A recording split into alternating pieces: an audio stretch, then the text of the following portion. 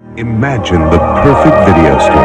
It would have a great selection, right? Right! Over 10,000 videos. 3 evening rentals, so no rush, no hassle. Fast checkout. 24-hour quick drop return. Open late every night. Well, the perfect video store Welcome to Blockbuster Video. is popping up all over the country.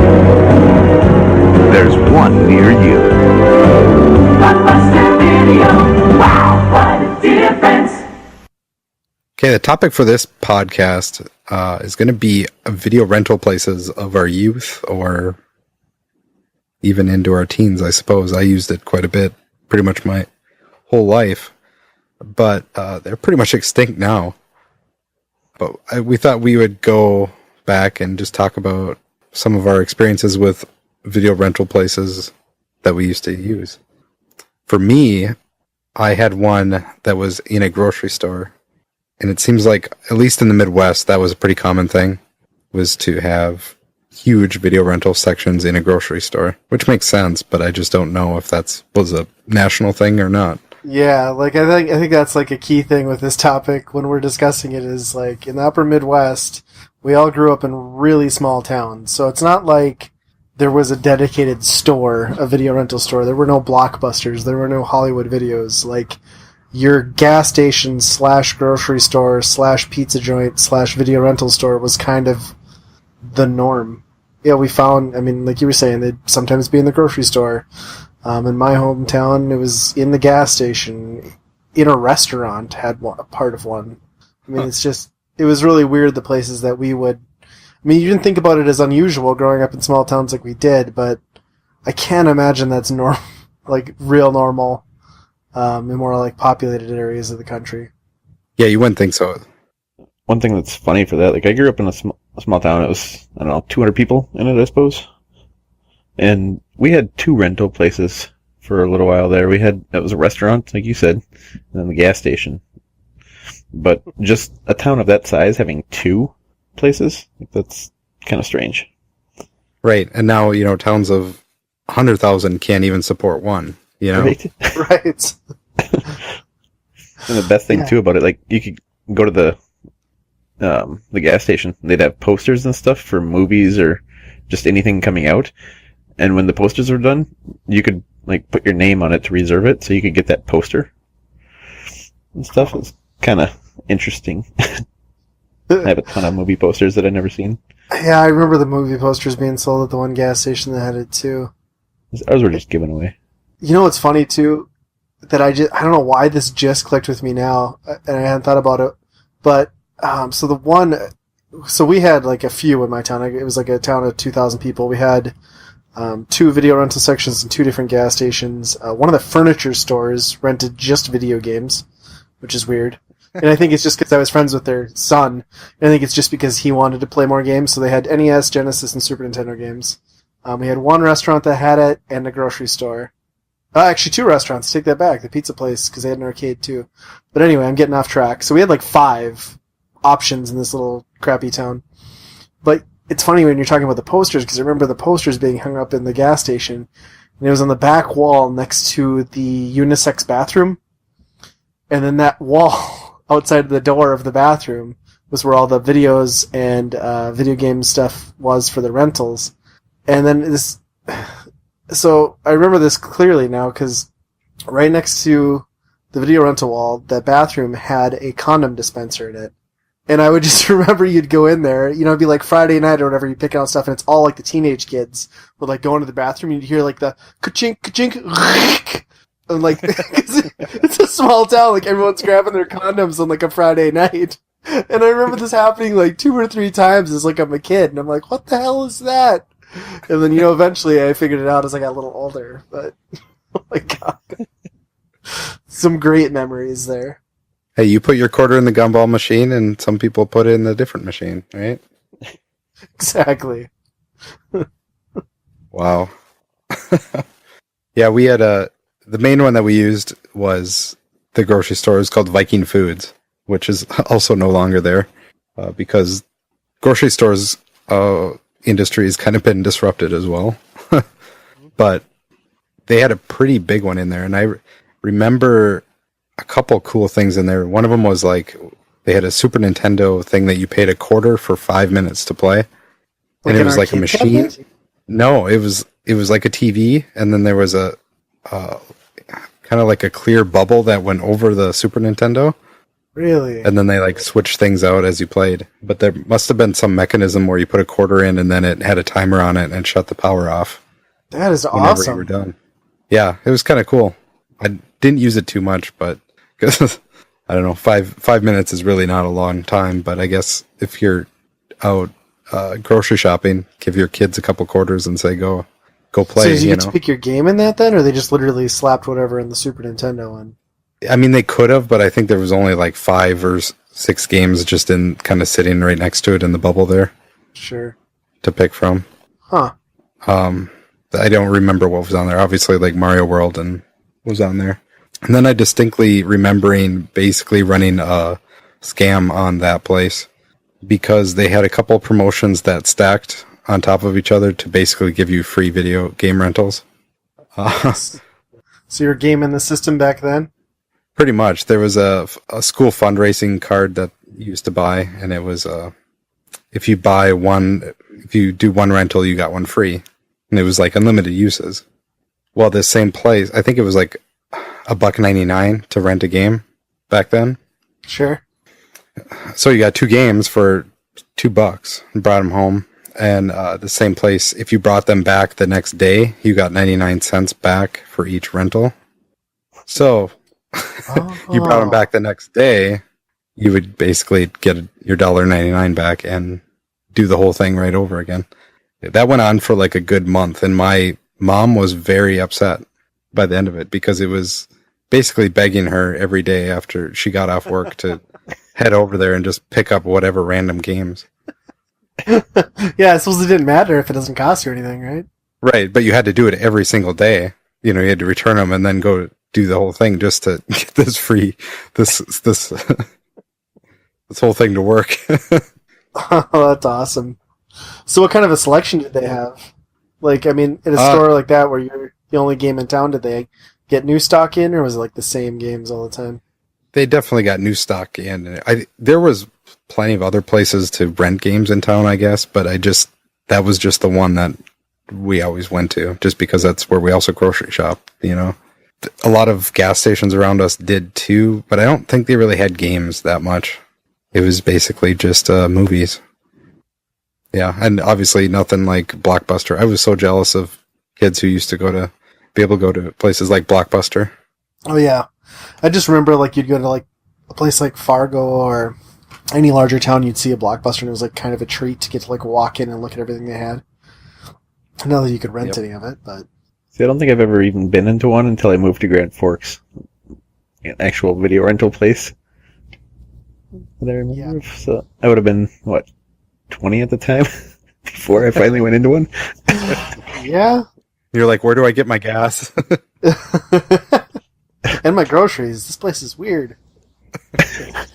Yeah, I'm kind of with you though. I mean, it wasn't a normal thing to go to a video rental store for me until I moved out of my small town and went to college. And yeah, Grand Forks was that's the first time I went into a Hollywood video for sure. Yeah. Like there might have been one tiny one in like Thief River that I was in, I don't know. But on that same note of for the like paying a quarter and you can play it for 5 minutes or whatever on the timer, there's actually a place in Thief River that I believe you could rent it by like the hour or a couple hours or whatever, but they just had, it was this like, I don't know, stop sign shaped building that had Nintendos set up all the way around it, and you could just rent it and go in there and play games. They had just walls of games, and you could go in there. It was like a rec room, kinda like your own rent like game room. somebody owned it and supplied it with all the consoles. I suppose there's probably, I don't know, 8 to 10, I'm sure, in there. And then, so like I remember one year for my birthday, we rented the place for a couple hours and had a bunch of friends over in there, and it was just people I knew in there for that time playing games on all these Nintendos. I don't know if they ever went to Super Nintendo or if it was just the standard NES, but like just that concept, like I couldn't see it working anymore. And probably never after the Super Nintendo, I suppose, just because of the market and stuff. But that was a pretty cool concept at that time. Because, yeah, that's just like an alternative to the arcade at that point, you know? Yep. Yeah. And they had like every game too, so you're just like, I want to play a different game. So you go to the wall and cycle through all the titles and grab it and go play it. And multiples really of was. each game too. It was kind of the Wild West of like what the laws were of that stuff. Because, I mean, that's technically like public viewing, right? Like that's not covered under the license of video games, really. But they didn't care back then, you know? They didn't really know. Well, it kind of reminds me a little bit.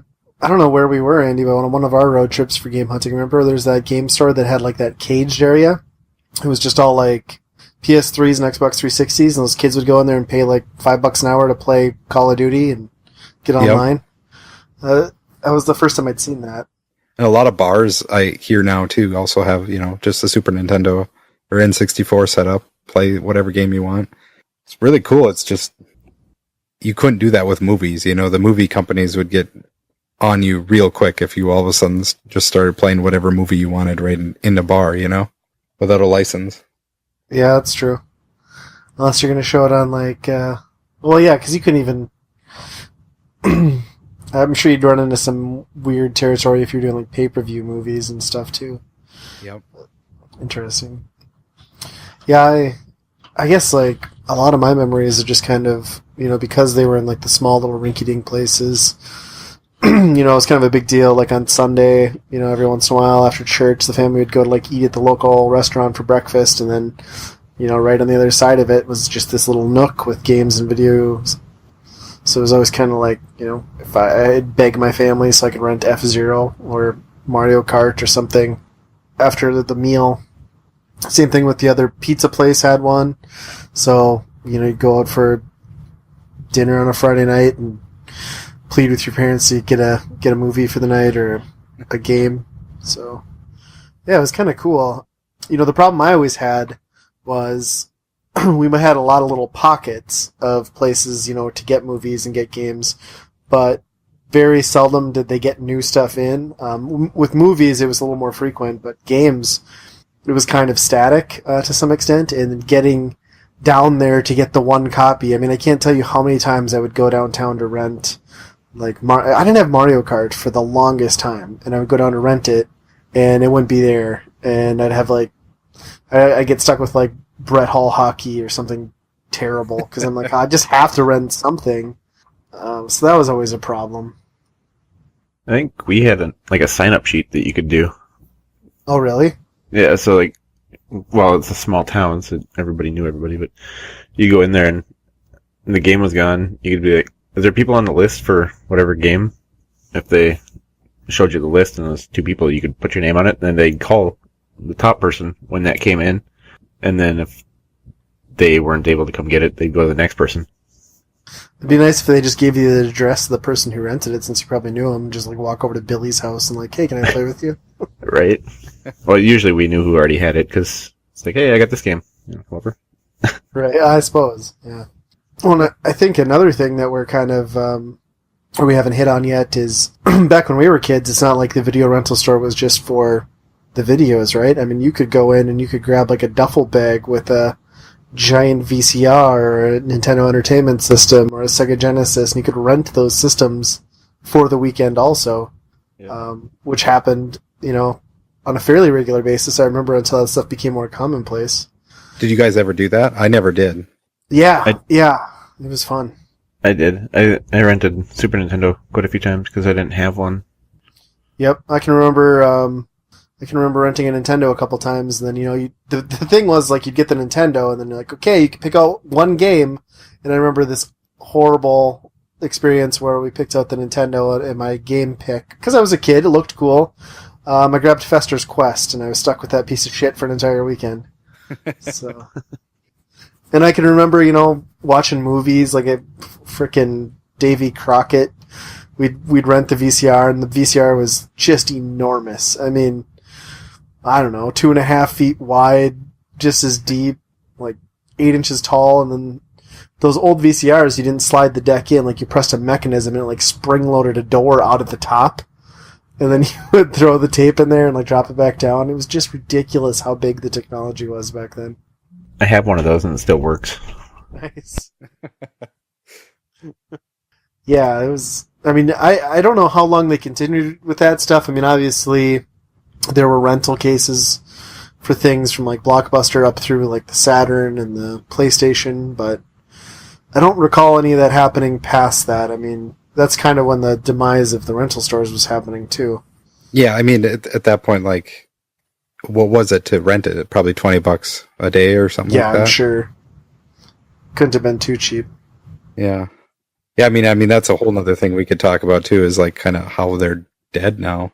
The funny thing is, like, the only video rental stuff I see now is actually like one small wall in a gas station. Yeah, well, that's just it. Yeah, there are still some of those little corner gas station places, like in these small towns, that'll still have them. Yeah. But, I mean, when you're talking like the grocery stores, they have better use of that space now. Yeah, it's a lot more easy. It's a lot more convenient for them to throw a red box out in the lobby than it is to worry about managing, video rental inventory. Yeah. And from what I've heard, just a small talk with one that was going out of business, kind of sounds like they don't really make software for that anymore. There's not a company that went out there and be like, you know what, let's make an updated video rental software, And I think that's probably one of the main drivers is like, this nobody's supporting this anymore, so why are we? Yeah, and if you can't track your merchandise, I suppose that's a problem. Yeah, exactly. Well, and I think a lot of it, too, just like culturally, and I don't think this is a major factor, but I think culturally it's changed a lot. Things have grown. There's a lot more people. I don't know that, I think, 30 years ago, you could walk into a rental store, take down somebody's name, phone number, and address, and be reasonably assured that that thing was coming back. I don't think that's necessarily the case anymore. No. Not that the world has gone increasingly more evil. It's kind of the nature of it. Like, you can't trust anybody anymore. It's not like it was back in the day. Right. The honor system is not honored anymore. Right. And then, For sure. just digital distribution, of course, is the leading factor. I mean, physical media is just going away. Yeah. And Netflix coming in, that sort of transitioned and did a huge... I mean, Netflix just kind of came out of nowhere with... I mean, and not Netflix like we're talking today, where people just stream it and as a service. I mean, Netflix started out as solely, you sign up for this, you can have a movie through the mail, it's a flat fee a month, we'll send it back to you. We'll send it out to you, you send it back, we'll send you a new one on a curated list that you generate. And that was really, outside of like piracy and the internet and like, torrents and stuff, that was kind of the final nail in the coffin for video rental stores for the most part. Yeah. Especially having no postage fees, like everything paid by them for, I don't remember how much it costed at that time, but It was generally Well, it's funny, cheaper. too. Yeah, it was pretty inexpensive. And like it's funny too because so I was in college, I think this is like my sophomore year. So this is right when Netflix was just kind of coming up and like it was the big new thing. People were doing it, and the CEO of Blockbuster at the time gave a presentation at the university I was at on their business model because Blockbuster was still huge, and this is like 2002, and somebody flat out asked him, well, "How do you see Netflix? Like, are you worried? Like, are you going to get in that space?" And his answer in 2002 was, "We don't understand how they make money. When it becomes feasible, maybe we'll consider it, but like clearly not a threat to this guy at all." And then 9 years later, they're bankrupt. Right. And To be fair, it was Netflix isn't making money either, but yeah, well, and then like 3 years, I think it was just like 2 to 3 years after that comment that they actually tried to get in on the disc mailing services, and Best Buy did a similar program for a while, with their big kicker being, well, at Netflix you have to mail it back and wait. If you've got a Blockbuster in your neighborhood, you can get the disc through the mail and drop it off at the store, and Yep. so, but I mean, by the time they reacted to that, it was already too late. right. that was the same time they did the unlimited rental type thing too, so you could go in there and rent something for a week or 2 weeks at no extra charge. Yeah, it was like $25 a month, and you could have 2 movies out as long as you wanted. And I remember that specifically because that's when it became incredibly easy to pirate movies. So I would go to Blockbuster 2 times a day, taking out 4 movies, burning them. I would go on my lunch, burn them, bring them back after work, burn them every day. I quit doing this years ago, but I have binders full of like hundreds of DVDs, which was really stupid because at some point you can't possibly watch them all, but Right. I did it. The same thing. The best part was after I went back, one day it was a Saturday, I think it was, and I went back, I was on my 3rd trip, and he's like, wow, you watch movies quick. I was like, yeah, I play them side by side. And he's like, okay.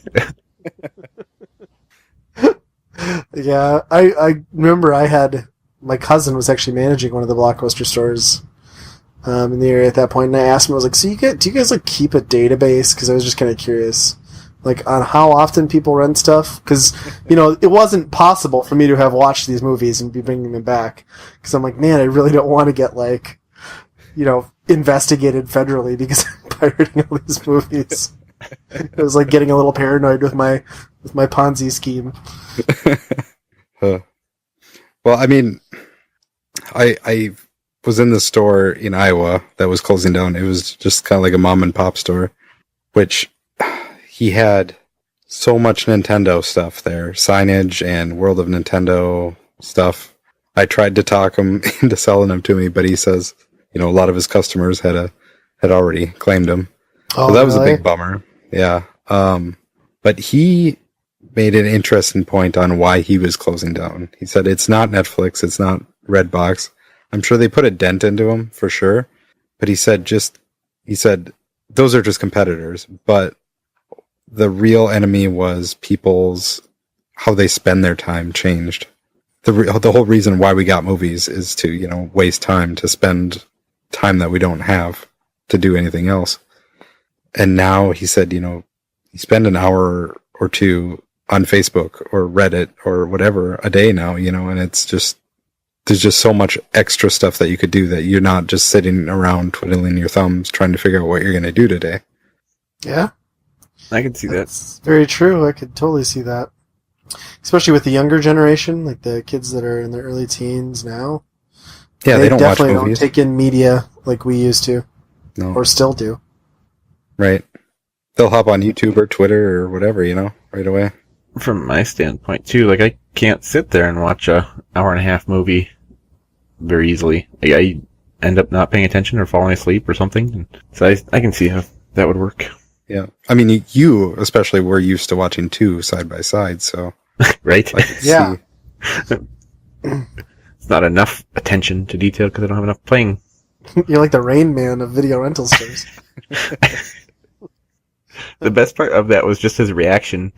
Like, clearly I'm not serious, but he's just like, oh, okay. And I'm saving up for another TV.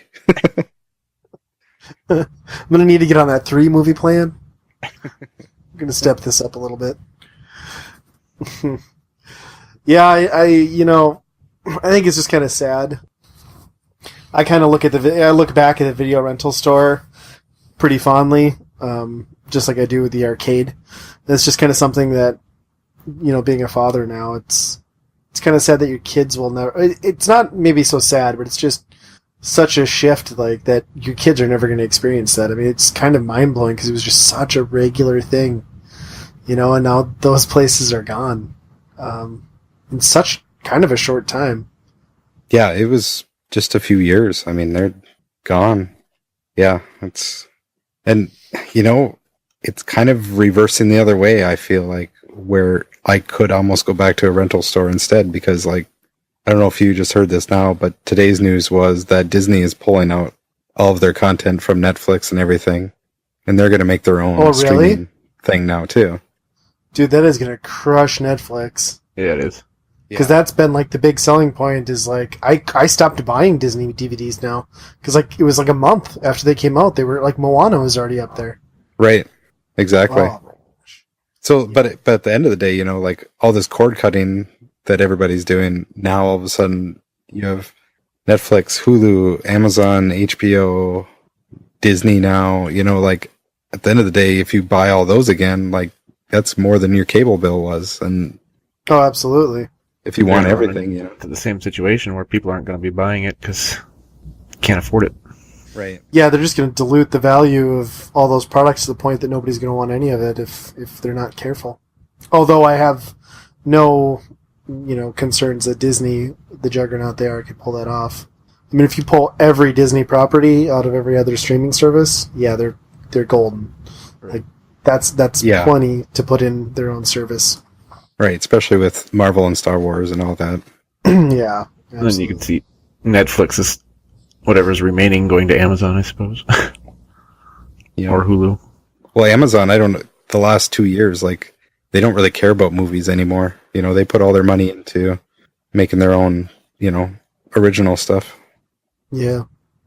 Well, I think the worst part, too, with all these streaming services is, as opposed to a rental store, and like the part that I miss is it's not, they kind of, it's selected, it's geared towards a certain audience, it's geared on your view history, like what's suggested and what you're able to find is so like curated and just minimalized. It's not like it was when you could go into a video store and just like walk through and like find these like old oddball movies or crazy things that you'd never, I mean, you wouldn't have gotten that, and you can't get that through these services, and I think that's kind of a bummer. Right. I mean, you think about all the cult movies that you ended up liking just because you picked it up. Like, you would never find that stuff if you were just searching what Amazon or Netflix suggests. Right. I never would have stumbled across Army of Darkness if I'd have been a kid these days. And that's like a whole another topic onto itself. Like, if you're a kid now, is who you grew up to be based on on what, all these algorithms tell you are, or we're generating pod people. Our yeah, pretty children much. are doomed. Yeah. Well, like you said, maybe it'll shift back. Maybe VHS and DVDs will be the resurgence now that vinyl's off the list. We've resurrected vinyl. Let's bring back some other dead formats. I think DVDs still outsell Blu-rays. Which blows my mind. Yeah. Like that format has been out for over a decade. Everyone has an HD TV. A Blu-ray player now costs $30. Why are they still manufacturing DVDs? Like, who needs these? They'll output standard definition. It's not like you have to hook up HDMI. Right. Ridiculous. But yeah, I could see the appeal of a video store now. You just go there and be like, I don't have to worry about, I want to see this movie. Which service is it on? It's just there. Who can get their 30-day free trial in this family now? Yeah. Yeah. Yeah. Well, the good old days. Yep. Plus, you don't get to see the cool things like the beaded curtains. Oh yeah. Without those. That how did we not touch on this earlier? The adult film rack. Like, it's okay. This 8-year-old kid can't see it because we put it on the top row of the video store here. At least, I don't know if that's how they ran it in all your guys' towns, but it's not like the porn was hidden. Like, it was just on the rack that was 8 feet tall that you could still see. Yeah, as long as you can't reach it, right? Oh, yeah. Well, then, okay, this is another great story. I have all the, like, effed up stories, but so the one gas station that rented it, his 2 daughters, one was in my grade and the one was a grade above, they worked it most of the time, the video rental counter, so you'd just go in there, and we knew them, so you'd just, like, grab the porn, like, they're like, you're not supposed to be able to rent this, right? You're not going to tell anybody. I'm like, no, it's fine. It's like, totally cool. Like, we'll take it. And they would let you get by with it. I mean, it was slightly awkward that you're renting, pornography from your female classmate, but totally worked. And that's how I was introduced to softcore porn.